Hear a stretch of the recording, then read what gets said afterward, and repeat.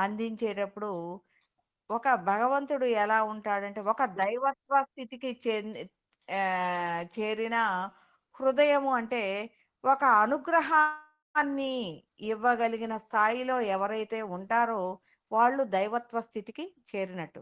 ఎప్పుడూ గూడా దేవుడు అంటే దేహము లేనివాడు అని మనం అనుకుంటాం. కాదు. దేహము అనేది ఒక మానవత్వ స్థితికి, మానవుడు ఒక మానవత్వాన్ని ప్రియత్వ స్థితికి ఎదిగినప్పుడు దైవత్వము అంటారు. దైవత్వము అనేది ఎలా ఉంటుందంటే అనుగ్రహణీయంగా ఉంటుంది. వీళ్ళు, వాళ్ళు అని లేకుండా ఎక్కడైతే అవసరం ఉంటుందో అది అనుగ్రహణీయంగా ఉంటుంది.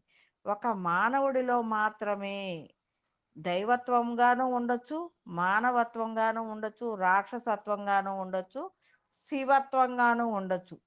ఈ 4 స్థితులు కలిగిన స్థితి మానవుడు ఎప్పుడూ కలిగి ఉంటాడు. ఎప్పుడూ కలిగి ఉంటాడు. రాక్షసత్వము ఉంటది, మానవత్వం ఉంటది, దైవత్వము ఉంటది, శివత్వము ఉంటుంది. కాబట్టి అందరికంటే గొప్పవాడు మానవుడే.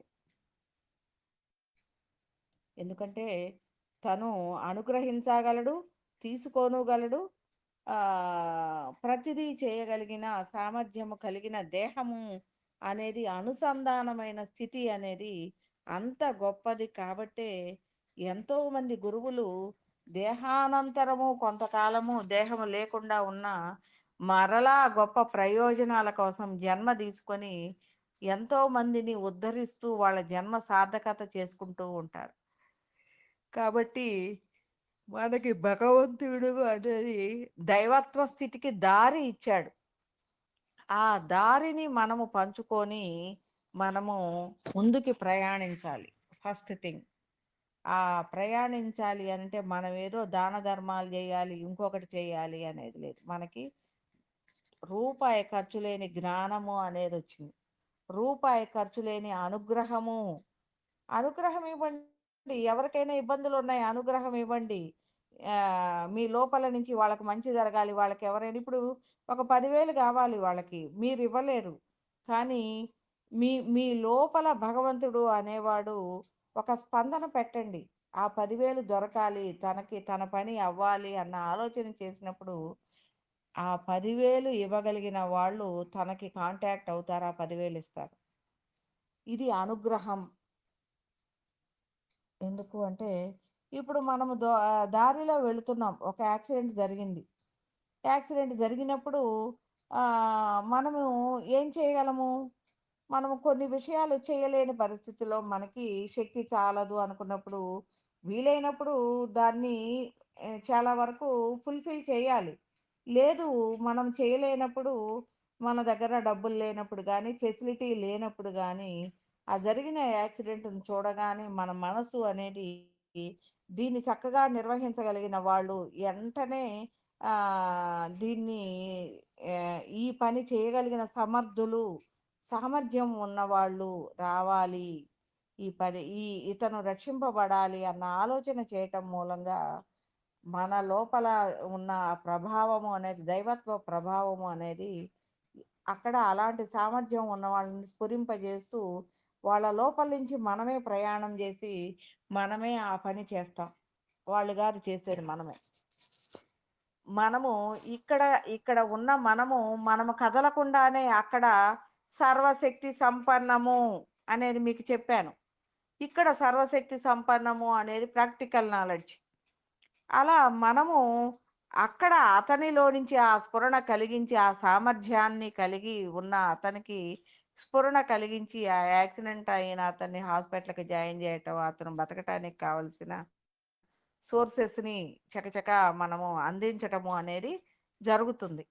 అలా ఏదైనా మనము చెయ్యలేని విషయాన్ని జరగాలి అన్న భావన చేయటం ద్వారా ఒక భగవంతుడిలా వాళ్ళ చుట్టూ ఉన్న వాళ్ళ ద్వారా వాళ్ళు ఫుల్ఫిల్ అయ్యే విధంగా అక్కడ మనం చెయ్యవచ్చు.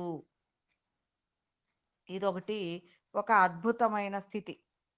కాబట్టి ఎవరికైనా ఏదన్నా అందించాలి అంటే అబ్బో మనకెందుకు, మనము ఇది అది అని అనుకోవద్దు. మీ దాకా వచ్చింది అంటే మీరు చెయ్యాలి. ఇది మీరు చెయ్యాలి కాబట్టే మీ దాకా వచ్చింది అనేది గుర్తుపెట్టుకోండి.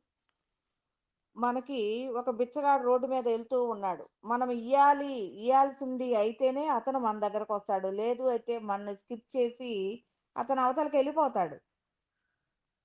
ఒక బిచ్చగాడనే గాదు. ఏదైనా చాలా విషయాలు మన దాకా వచ్చి నిలబడినియంటే మనం అక్కడ చెయ్యాలి అనేది మీరు ఇప్పటి నుంచి అర్థం చేసుకోండి.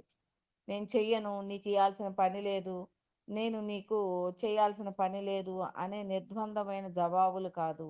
అక్కడ ఏదైనా ఒక పని వచ్చింది అంటే దాన్ని సాలోచనగా ఆలోచించండి. ఎందుకు వచ్చింది ఈ పని? ఇది నేనెందుకు చెయ్యాలి అనే ఆలోచన మీకొస్తుంది. అక్కడ ఆ పని నిర్వహించటానికి కావలసిన సామర్థ్యం గూడా మనకి వస్తుంది. దాన్ని మనం చెయ్యాలి అంటే భగవంతుడి యొక్క సంకల్పం. అంటే మన నుంచి ఏదైతే పని జరిపించబడాలో అది జరిపించబడుతుంది. మనకి తెలియకుండానే మన ముందుకొచ్చి అడుగుతారు.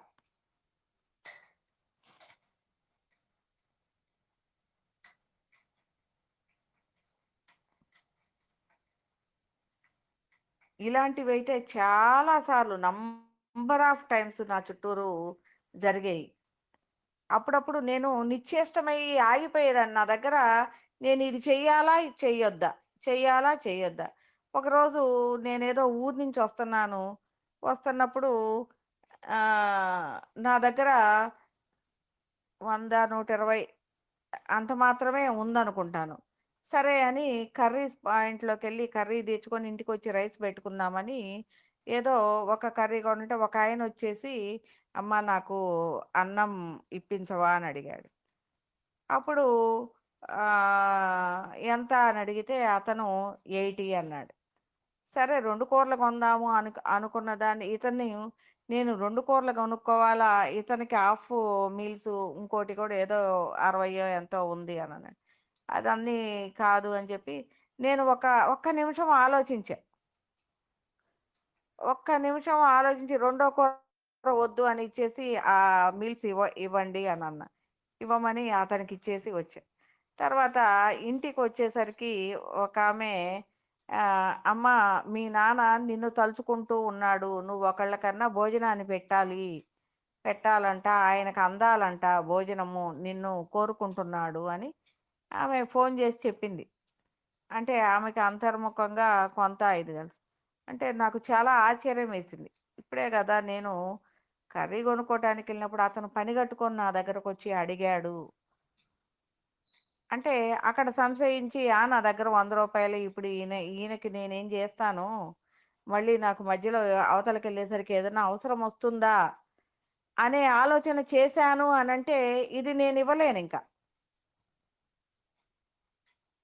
అక్కడ మనకి అది కూడా కల్పిస్తారు. ఎందుకంటే మనకింటికెళ్తే మళ్ళీ ఉంటాయి. చేతిలో ఉన్న దాన్ని ఎంతవరకు మనము సక్సెస్‌ఫుల్‌గా వాడాము అనేది కూడా కరెక్ట్‌గా మన ముందు పెడతారు తీసుకొచ్చి. అలాగే ఒకామె ఎవరో ఒకామె ఇంటికొచ్చి "అమ్మ బియ్యం గావాలి" అని అడిగింది. అని అడిగినప్పుడు నేను సరే ఉండు అని చెప్పి నేను లోపలికెళ్ళి 1, 2 సంచులు తీసుకొచ్చి ఆహ్, ఒక 2, 3 కేజీలు ఒక దాంట్లో, ఒక 2 కేజీలు ఒక దాంట్లో పోసి 2 విడివిడిగా ఇచ్చా. 2 విడివిడిగా ఇస్తే, "ఏందమ్మా రెండిట్లో పోసిచ్చావు. ఒకటి నువ్వు తీసుకొని ఇంకొకళ్ళకి అది ఇవ్వు" అని చెప్పా. నేను బియ్యం అడిగితే ఇంకొకళ్ళకి కూడా ఇయ్యమంటే ఇస్తానా నేను అనంది. నువ్వు ఇస్తావో లేదా అని నాకు సంబంధం లేదు. నీకే కాదు ఇంకొకళ్ళకి కూడా నీకు లాంటి వాళ్ళు ఎవరన్నా కనపడితే వాళ్ళకి కూడా ఇవ్వు అని ఇచ్చాననమాట. అంటే ఆమె నవ్వుకుంటా వెళ్ళిపోయింది.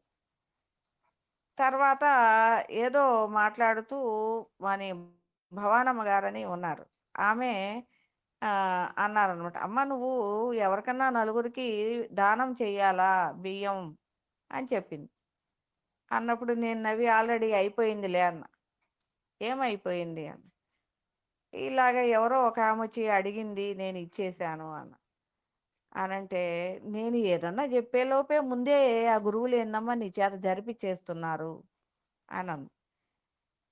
అంటే ఎలా ఉంటుంది అంటే నిజంగానే మన ముందు భగవంతుడు అనేవాడు నిరంతరము కనెక్టివిటీగానే ఉంటాడు. మన చేత ఏదైతే జరిపించాలో అవి జరిపిస్తూనే ఉంటాడని తెలియజేయటమే గాని, అక్కడేదో నేనేదో దాన ధర్మాలు చేసేదాన్ని, ఇదేదో గొప్ప అనేది గాదు.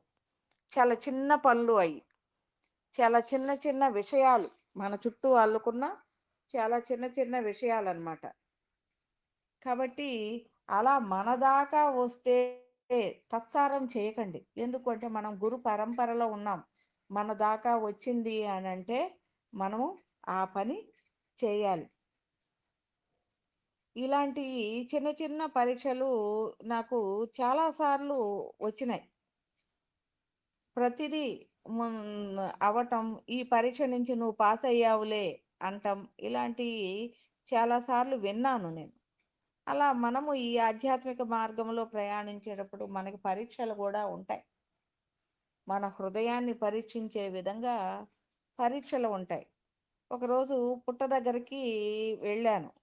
ఆ, సుబ్రహ్మణ్యేశ్వరుడికి పూజ పాలు పోసి వద్దామని. ఎప్పుడు 6 ఇయర్స్ బ్యాక్. అంటే అప్పుడు భక్తి మార్గం ఎక్కువ. ఈ గురు మార్గంలోకి వచ్చినా అంత బాగా దృష్టి పెట్టగలిగిన పరిస్థితిలో లేను. అప్పుడు పోసి వద్దామన్నప్పుడు ఆ రోజు మా చిన్నత్తయ్య గారిని హాస్పిటల్కి తీసుకెళ్ళాలి. నేను అన్నాను, ఒక్కసారి పుట్ట ముందుగానే వెళ్తాం కాబట్టి ఒక్క నిమిషం ఆపు అని ఈయన్ని అడిగాను.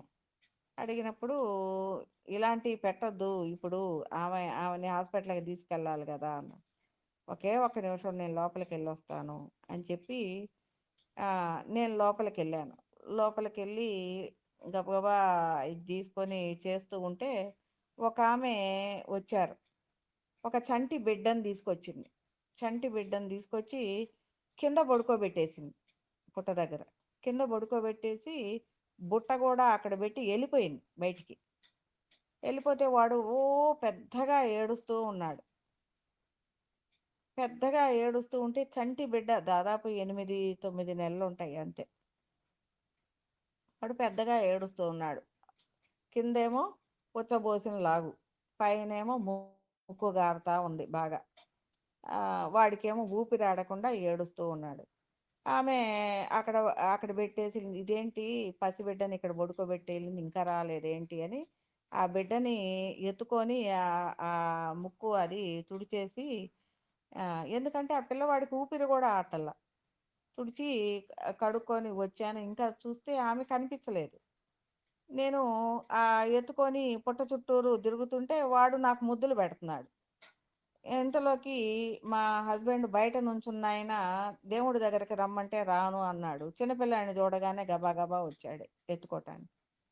సరే నువ్వు ఎత్తుకో, నేను ఈలోపు పూజ చేస్తాను అంటే వాడు ఎత్తుకోగానే, ఆయన ఎత్తుకోగానే అరిశాడు. నేను అన్నాను, ఊరక నేను నుంచుంటే అరుస్తాడు, నువ్వు పుట్ట చుట్టూరు తిరగన్న. ఆయనేమో పుట్ట చుట్టూరు తిరుగుతున్నాడు, నేనేమో పూజ చేసుకున్నాను. అది పూజ అయిపోయి వాళ్ళ వెనక్కి తిరిగి చూస్తే వాళ్ళ అమ్మ వస్తుంది. ఏందమ్మా బిడ్డని వదిలేసి వెళ్ళావు అంటే, నువ్వు ఎత్తుకుంటావుగా, నువ్వు ఎత్తుకుంటావులే అని వదిలేసి వెళ్ళాను అని అంది. ఏంది ఈమె, ఈ అమ్మాయి ఏంది ఇంత గట్టిగా మాట్లాడుతుంది. చాలా బక్క పలసగా ఆ, ఉంది, సాదా సీదాగా సన్నగా. చిన్న అమ్మాయి కూడా, చంటి బిడ్డ ఉన్నాడు అని అంటే ఒక 20, 22 ఇయర్స్ ఉన్న అమ్మాయి. నువ్వు ఎత్తుకుంటావుగా అని అంది. ఏంటి ఇంత ఇట్లా మాట్లాడుతుంది ఈ అమ్మాయి అనుకొని సరే అని ఇచ్చాను. ఇస్తే ఆ పక్కన ఒక ముసలామ ఆ పుట్టకి కలిగిన ఆమె తీసుకెళ్ళి ఆమె ఒళ్ళో వేసేసింది. ఆమె ఒళ్ళు ఏంటి నాకిస్తున్నావు నాకిస్తున్నావు అంటే, నేను పూజ చేసేదాకా ఎత్తుకో ఆ పిల్లవాడిని అని ఆమె పూజ చేసు. ఇక మేము వచ్చేసాం. వచ్చేసి కారెక్కి కొంత దూరం వెళ్ళిన తర్వాత ఆ అమ్మాయి మొహం గుర్తులేదు, ఆ పిల్లవాడి మొహం గుర్తులేదు. చిన్న పిల్లవాడు, ఆ అమ్మాయి చిన్న అమ్మాయి అని అనిపించింది. ఇదేంటి వీళ్ళ మొహాలు కానీ ఇది కానీ ఏమీ గుర్తులేదు. బయటికి వచ్చిన తర్వాత నాకు అసలు వాళ్ళ ధ్యాసే లేదు, ఒక మరుపులాగా వచ్చేసింది అని ఈయన్ని అడిగాను. వాళ్ళు వాళ్ళు గుర్తున్నారా, ఆమె కానీ పిల్లాడు కానీ. ఆయన ఆలోచించి ఏమీ నాకు కూడా నాకు గుర్తు రావట్లేదే అని అన్నారు. అప్పుడు వెంటనే అక్కడ ఆ ముసలమ్మ కూతురు, ఆమెకి అంతర్ముఖం ఉంటుంది అంటే థర్డ్ ఐ. అమ్మ అని ఫోన్ చేసి, అమ్మ మేము ఇప్పుడు అక్కడికి వచ్చాము, ఒక ఆమె పూజ చేసుకొని చంటి బిడ్డని ఎత్తుకొని వచ్చింది పూజ చేసుకోవటానికి. ఇలా వదిలిపెట్టి వెళ్ళింది. ఇలా జరిగింది. పిల్లాడు మీ అమ్మకిచ్చి తను పూజ చేసుకోవాలి అంది. అంటేనో ఉండు నేను వెళ్తున్నాను అని అంటే లోపలికి వెళ్తే లేదంట. నేను కరెక్ట్గా 5 నిమిషాలు కూడా కాలేదు. ఇంతలోకే పూజ అయిపోయి వెళ్ళే అంత టైం అయితే ఉండదు.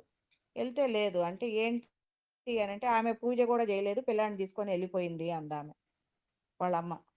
ఏంటి జరిగింది ఏంటి అంటే అప్పుడు ఆమె అంతర్ముఖంలో చూసి వచ్చింది లలితా పరమేశ్వరి, ఆ చంటి బిడ్డ సుబ్రహ్మణ్యేశ్వరుడు నిన్ను పరీక్ష చేయటానికి వచ్చారు, పరీక్షలో నువ్వు పాస్ అయ్యావంటలే అని చెప్పింది. ఓరి దేవుడా, ఇలాంటి పరీక్షలు కూడా ఉంటాయా? ఆమె లలితా పరమేశ్వరి అంటే నేను బాగా చూసేదాన్ని అంటే, నువ్వు చూడటానికి నీకు ఒక ఎలా ఉంటుంది అంటే మనకి సుషుప్తావస్థలో మనకి ఎలా మనకి ఒక మాగన్నుగా ఎలా ఉంటుందో అలాంటి స్థితి.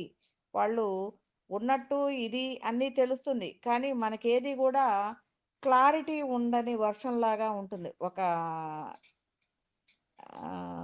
ఈ స్థితి అలా ప్రత్యక్షమై కనపడి వెళ్ళిపోయారే, పూర్తిగా పరీక్ష చేయలేదు, ఇది ఇది అని తెలుస్తుంది. కానీ అది దాన్ని కరెక్ట్గా మనం చూడలేకపోయామే అన్న అర్థం కూడా అవుతుంది. అలాంటి వర్షన్స్ కూడా మన ముందు మీ ముందు జరుగుతూ ఉంటాయి. నాకు జరిగినాయి మీకు జరగకూడదు అని, సేమ్ అయ్యే జరగాలి అని కూడా కాదు, ఇలాంటివి కూడా జరుగుతూ ఉంటాయి మన జీవితంలో. కాబట్టి మీరందరూ కూడా దైవత్వ స్థితికి ఎదుగుతున్నారు. తర్వాత ఇంకొకళ్ళని కామెంట్ చేయటం, ఒక ఆధ్యాత్మిక మార్గంలో మనం ఉన్నాం, ఇంకొక ఆధ్యాత్మిక మార్గాన్ని కామెంట్ చేయటం కానీ, మేము ఒక గొప్ప మార్గంలో ఉన్నాము, ఒక అత్యద్భుతమైన మార్గంలో ఉన్నాము, మీరందరూ చేసేది తక్కువ మార్గాలు, అవన్నీ చాలా చిన్న చిన్న మార్గాలు అనే మాట కానీ, ఒక మార్గంలో ఒక చక్కగా తీసుకెళ్తున్న ఒక కారణ గురువులను కానీ మనము విమర్శించటము అనేది సరైన పద్ధతి కాదు. ఎందుకు అంటే ఇది ఒక మార్గం, వాళ్ళు ప్రయాణించేది ఒక మార్గం, వాళ్ళకి అవగాహన స్థితిని బట్టి వాళ్ళు వాళ్ళ మార్గాలు ఎన్నుకొని ప్రయాణిస్తారు. ఇది ఇది ఇది కూడా అలాంటి ఒక మార్గమే. ఇక్కడ మనము అత్యున్నతమైన అవగాహన స్థితిగతుల్లో తెలుసుకునే జ్ఞాన మార్గంగా ఉన్నాం కాబట్టి ప్రతి హృదయము ఒకటో తరగతి టీచర్గా ఉన్న టీచరు అతను కూడా గొప్పగా అన్ని పిహెచ్డికి చేసే ప్రొఫెసర్గా ఉన్న అతనికి తెలిసినవన్నీ ఒకటో తరగతి టీచర్కి కూడా తెలుసు. అంటే 10th క్లాస్ చదివే చెప్పే టీచరుకి ఏమి తెలుసో ఒకటో తరగతి టీచర్ కూడా అన్నీ తెలుసు.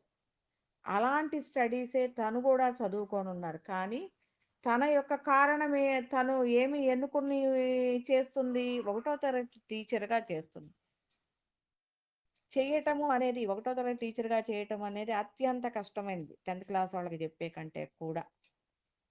అంటే ఇక్కడ ఎన్నుకోబడిన స్థితి అనేది ఒక వాళ్ళ కారణత్వాన్ని కలిగిన స్థితి అది. అంతేగాని ఇక్కడ ఇదేదో గొప్పది, ఈ స్థాయిలో సబ్జెక్ట్ చెప్తుంది, ఈమె గొప్పది, వాళ్ళు తక్కువ అనేది ఇక్కడ ఉండదు. ఎలా ఉంటుంది అంటే ఆ ఎన్నుకోబడిన మార్గాన్ని బట్టి వాళ్ళు అక్కడ నిలబడి ఆ పనులు చేస్తూ ఉంటారు. ఒకటో తరగతి టీచరు చక్కగా డిగ్రీ చదివి బీఈడి చదివి ఒకటో తరగతిని ఎన్నుకుంది. అదే సేమ్ చదివినామా 10th క్లాస్ని ఎన్నుకుంది. ఇంకొక ఆమె 5th క్లాస్ని ఎన్నుకుంది. ఇందులో ఎవరు తక్కువ అంటే ఎవరు తక్కువ కాదు, ఎవరి పొజిషన్స్లో వాళ్ళు గ్రేట్గానే ఉంటారు. కాబట్టి ఇలాంటి గ్రేట్నెస్ని మనము ఎక్కడా కూడా తక్కువ అనే విధంగా కామెంట్ చేయకూడదు. ఎందుకంటే చాలామంది మార్గాలలో ఉన్న గురువులు ఒకళ్ళనొకళ్ళను కామెంట్ చేసుకోవటం, ఒకళ్ళ స్థితిని ఒకళ్ళు ఇది తప్పుదోవ పట్టించటం అనేది మనం చూస్తూ ఉన్నాం. అలాంటి విషయాలని మనం మన దాంట్లో పరిగణించవద్దు. ఇప్పుడే కాదు, ముందు ముందు కూడా, ముందు ముందు కూడా, ఎప్పుడూ కూడా. ఎందుకు అనంటే ఇక్కడ మనం ప్రతిదాని గురించి అవగాహన కలిగి ఉన్నాం, అది మాత్రం గుర్తుపెట్టుకోండి. First thing. అంటే ఎక్కడా ఇదే గొప్పది అని పొగడటం గానీ, అది తక్కువ అనేది అనటం గానీ మనకి అవసరం లేదు. కాబట్టి మనము ప్రతిదాన్ని యాక్సెప్ట్ చేసి, ప్రతి మార్గంలో ఉన్నదాన్ని విన్నామా, అవగాహన చేసుకున్నామా, మన పయనంలో అది ఎంతవరకు ఉపయోగపడుతుంది అనే దాన్ని తెలుసుకున్నామా, అంతవరకే మన ఆలోచన. అందువలన నేను ఇప్పటికీ గూడా అనేక మార్గాలలో ఉన్న విషయాలని తీసుకుంటాను. ఈ అచల సిద్ధాంతం గావచ్చు, ఇంకొకటి గావచ్చు, ఇంకొకటి గావచ్చు. ఏవైనా గావచ్చు. వాటిట్లో గూడా దృష్టి పెడతాను. అక్కడ చెప్పే గురువుల దగ్గర నేను గూడా వెళ్ళి మెదలకుండా కూర్చుంటాను. వాళ్ళందరితో ఎనకనే కూర్చుంటాను, వింటాను. మనకేదైతే ఇది ఇక్కడ ఒక మంచి ఇది దొరికింది అనే దాన్ని తీసుకొచ్చి మన దాంట్లో ఉపయోగించుకుంటాను. నా చుట్టూ ఉన్నవాడిని ఎన్‌లైట్ చేయటానికి దాన్ని ఉపయోగించుకుంటాను.